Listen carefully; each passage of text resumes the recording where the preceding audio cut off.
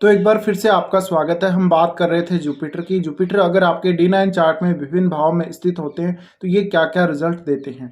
तो अब जानेंगे सप्तम भाव के बारे में। अगर सप्तम भाव में बृहस्पति स्थित है D9 चार्ट में तो इसका आपके ऊपर क्या प्रभाव रहेगा। देखिए, बृहस्पति का D9 चार्ट में सप्तम भाव में होना मैरिज के लिए बहुत ज़्यादा प्रॉमिसिंग स्थिति है। इसका मतलब है कि आपकी मैरिज तो होगी ही होगी, लेकिन वो अच्छी रहेगी लाइफ या नहीं रहेगी इसकी कोई भी गारंटी नहीं है।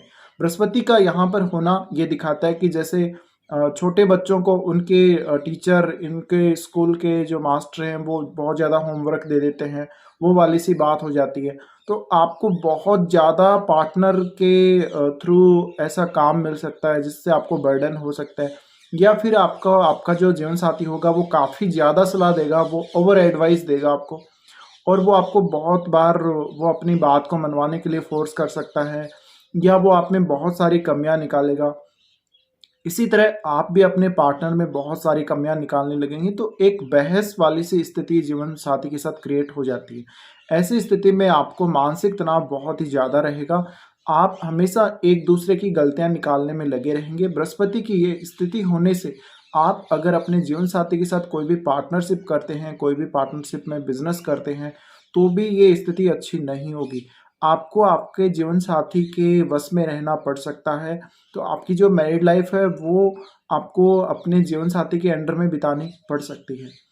बृहस्पति की ये स्थिति में आप हमेशा जीवन साथी के साथ रिलेशनशिप में असंतुष्टि महसूस करते हैं, रोमांस की बहुत ज़्यादा कमी देखी जाती है, और एक दूसरे के साथ तर्क वितर्क करना या एक दूसरे की गलतियां निकालना या एक दूसरे को कोसना, ऐसी स्थितियां ज़्यादा देखी जाती है। अब यहाँ जो दूसरे ग्रह अगर साथ आते हैं बृहस्पति के, तो स्थिति कुछ अलग हो सकती है। अदरवाइज यहाँ पर बहुत ज़्यादा कलह करवा देते हैं बृहस्पति। और आपका जो जीवन साथी होगा वैसे काफ़ी वो एजुकेटेड होगा, काफ़ी अच्छा होगा, उसमें कोई भी कमी नहीं होगी और ना ही आप में कोई कमी होगी।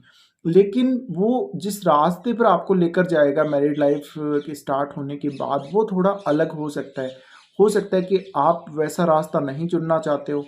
आपकी स्पिरिचुअल ग्रोथ तो बहुत ज़्यादा होगी, लेकिन आपकी जो रोमांटिक लाइफ है वो एकदम ख़त्म सी हो जाती है बृहस्पति यहाँ होने से। बृहस्पति की ये स्थिति होने से हो सकता है कि लंबे समय तक आपको अपने जीवन साथी से दूरी बनाकर रखनी पड़ सकती है, या हो सकता है कि उनका जॉब कहीं कोई दूसरे शहर में होगा तो आपको उनसे थोड़ा मतलब अलग रहना पड़ सकता है। और काफ़ी बार ये स्थिति सेपरेशन जैसे कंडीशंस भी क्रिएट करती है, अलगाव की स्थिति बना देती है। आपका जो जीवन साथी होगा आपकी शादी होने के बाद, वो बहुत ज़्यादा स्पिरिचुअल होता जाएगा धीरे-धीरे, तो आपको उसके साथ रिलेशनशिप में उतना ज़्यादा रोमांस देखने को नहीं मिलेगा। आपकी जो रोमांटिक एक्टिविटीज़ हैं, उनमें कहीं न कहीं कमी आ जाएगी, और आप बहुत ज़्यादा कॉम्प्रोमाइज़ करने वाले भी हो सकते हैं बृहस्पति की इस स्थिति में।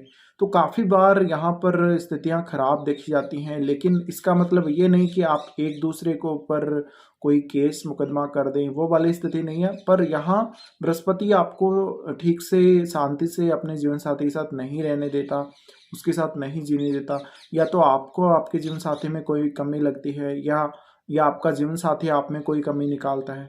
अब बृहस्पति की ये स्थिति होने से आपकी जो संतान होगी उसके प्रति आप बहुत ज़्यादा ओवर केयरिंग हो सकते हैं। बृहस्पति के यहाँ होने से आपकी जब पहली संतान होगी, तो पहली संतान का रोल आपके और आपके जीवन साथी के जो लाइफ है उसमें बहुत ज़्यादा इम्पोर्टेंट हो जाता है। बृहस्पति के यहाँ होने से आप अपने जीवन साथी को छोड़कर किसी और व्यक्ति के साथ अगर पार्टनरशिप करें, या किसी अदर व्यक्ति के साथ मिलकर पार्टनरशिप करें, या कोई काम स्टार्ट करें, तो बहुत अच्छा हो सकता है। लेकिन अपने जीवन साथी के साथ अगर आप कुछ भी करते हैं, तो वहाँ पर आपको उतनी अच्छी सफलता मिलेगी या नहीं मिलेगी, लेकिन आपको मानसिक रूप से संतुष्टि बिल्कुल भी नहीं होगी।